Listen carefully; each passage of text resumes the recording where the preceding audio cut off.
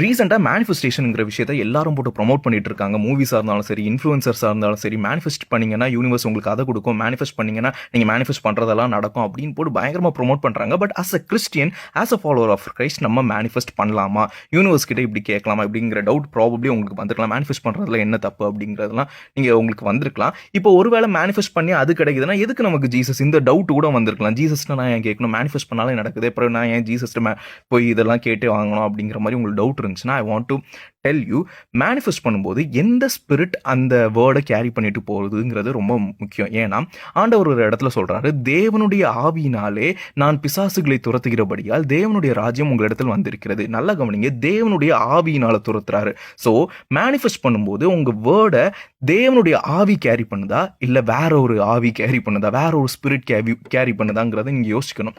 நீங்க உலகத்தார் மாதிரியே மேனிஃபெஸ்ட் பண்றீங்கன்னா உங்களுக்கு மேனிஃபெஸ்ட் பண்றது எல்லாமே கிடைக்கும். ஆனா அதுல பீஸ் இருக்குமாங்கன்னா தெரியாது. ஆண்டவர் சொல்றாரு, நான் என்னோட சமாதானத்தை உங்களுக்கு வைத்து போகிறேன், உலகம் தரக்கூடிய சமாதானம் இல்லை. ஸோ கேட்கறதெல்லாம் கிடைச்ச உடனே உங்களுக்கு சமாதானம் வந்துருமா அப்படின்னு கேட்டால் கண்டிப்பா இல்லை. ஸோ நீங்க மேனிஃபெஸ்ட் பண்ணும்போது எந்த ஸ்பிரிட் அந்த வேர்டை கேரி பண்ணிட்டு போகுது அப்படிங்கிறது ரொம்ப ரொம்ப ரொம்ப இம்பார்ட்டன்ட். ஸோ தயவு செஞ்சு மேனிஃபெஸ்ட் பண்ணும்போது இன் ஜீசஸ் நேம்ல மேனிஃபெஸ்ட் பண்ணுங்க, so that it carries the right spirit. Okay, by.